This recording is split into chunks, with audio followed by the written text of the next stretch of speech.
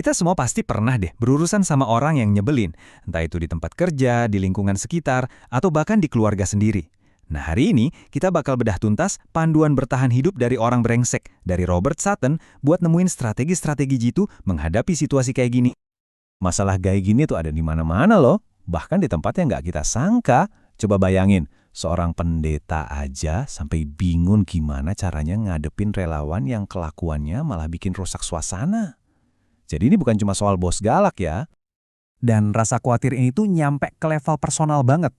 Ada seorang ayah yang cemas mikirin gimana caranya nyiapin anak gue biar nggak jadi korban di lingkungan kerja yang toksik banti. Ini bukti kalau dampaknya tuh dalam banget. Dan jangan salah, masalah ini tuh nggak cuma buat karyawan biasa. Seorang CEO pun bisa frustrasi, sampai-sampai dia bikin istilah sendiri kayak board holes buat ngatain dewan direksinya yang payah. Ini bukti kalau jabatan tinggi pun nggak bikin kamu kebal. Dan kadang-kadang permintaannya sesimpel ini. Cuma sebuah teriakan minta tolong yang nunjukin betapa capeknya kejebak di situasi kayak gitu setiap hari. Nah, kalau ada dari cerita-cerita tadi yang terasa klik buat kamu, tenang, kamu nggak sendirian. Yuk kita mulai perjalanan ini buat cari cara supaya kita tetap waras dan bisa tetap produktif. Oke, langkah pertama dan ini yang paling krusial, jangan langsung bereaksi. Sebelum kita nyusun rencana perang, kita harus paham dulu medan perangnya. Inilah yang kita sebut tahap diagnosis. Ada kutipan bijak nih, jangan hanya melakukan sesuatu, berdirilah di sana. Maksudnya, waktu emosi kita lagi di puncak, insting pertama kita pasti pengen langsung bertindak kan?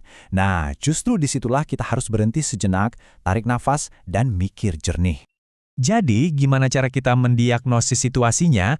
Gampang, Sutton ngasih kita semacam checklist. Coba dah tanyain ke diri sendiri 6 hal ini. Perlakuan buruk ini cuma sesekali atau udah jadi kebiasaan? Seberapa sakit hati kamu? Dan yang paling penting, seberapa besar kekuatan kamu buat ngubah keadaan? Nah, dari semua pertanyaan tadi, ada satu yang penting banget. Kita lagi berhadapan sama si brengsek sementara atau yang udah bersertifikat. Bedanya jauh banget. Yang pertama, mungkin aja itu orang baik yang lagi kena hari sial. Tapi yang kedua, nah itu udah jadi pola dan butuh strategi yang jauh lebih serius. Oke, diagnosis sudah. Kita udah paham masalahnya. Sekarang waktunya bagian yang kita tunggu-tunggu, nyiapin senjata. Yuk kita lihat beberapa perangkat bertahan hidup yang bisa kita pakai. Strategi pertama, kedengerannya mungkin ekstrim, tapi sering banget jadi yang paling ampuh buat nyelamatin kewarasan kita. Cabut dari situasi itu. Tapi cabut di sini tuh nggak selalu berarti resign loh ya. Bisa juga langkah-langkah kecil yang cerdas. Pindah ke tim lain, blokir akun-akun toksik di medsos, atau bahkan kalau kamu punya kuasa, putusin kontrak sama klien yang kelakuannya minus. Intinya adalah bikin jarak. Tapi, gimana kalau pergi itu bukan pilihan? Nah, kalau kita kejebak, perangnya pindah ke dalam kepala kita. Strategi berikutnya, ini adalah soal ngelindungin mental kita dari dalam. Ini beberapa trik pikiran yang kuat banget. Kamu bisa coba bingkai ulang situasinya, bukan sebagai ancaman, tapi sebagai tantangan. Atau coba deh lihat kelakuan mereka dari sisi yang lucu atau aneh, biar dampaknya nggak terlalu kerasa. Kuncinya adalah ngubah cara pandang kita, biar mereka nggak punya kuasa lagi atas perasaan kita. Oke, kadang-kadang bertahan aja nggak cukup. Kita harus ngelawan. Tapi dengerin baik-baik, ini langkah yang risikonya tinggi banget dan harus disiapin dengan super matang.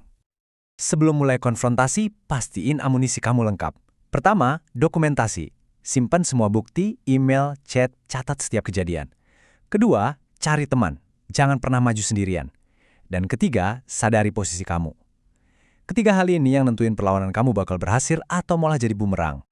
Kita udah bahas cara bertahan, cara ngelawan. Sekarang, bagian terakhir. Dan mungkin ini yang paling susah. Gimana caranya pas kita lagi ngelawan monster, kita nggak ikutan jadi monster?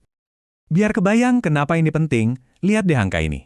Di Amerika Serikat aja, kerugian finansial gara-gara atasan yang kasar itu diperkirain nyampe hampir 24 miliar dolar setiap tahun. Gila kan? Itu biaya yang luar biasa besar. Tapi kerugian duit itu bukan bahaya utamanya buat kita.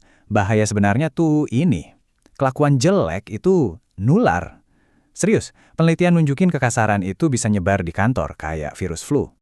Dan nularnya itu nggak selalu kelihatan jelas. Hati-hati sama ancaman yang nyamar, yang sama Sutton disebut green fucker. Orang yang senyum-senyum di depan kita, tapi di belakang nusuk. Tipe kayak gini, ini salah satu yang paling bahaya. Semua ini ngingetin kita sama satu lelucon lama di dunia kerja yang sebenarnya dalam banget maknanya dan ngarah ke pertanyaan paling penting dari semuanya. Nah, ini dia pertanyaan terakhir buat kita renungin bareng-bareng. Gimana caranya kita bisa yakin kalau orang itu bukan kita? Bertahan dari orang lain itu penting, tapi sadar diri biar kita nggak jadi sumber masalah, itu baru kemenangan sejati.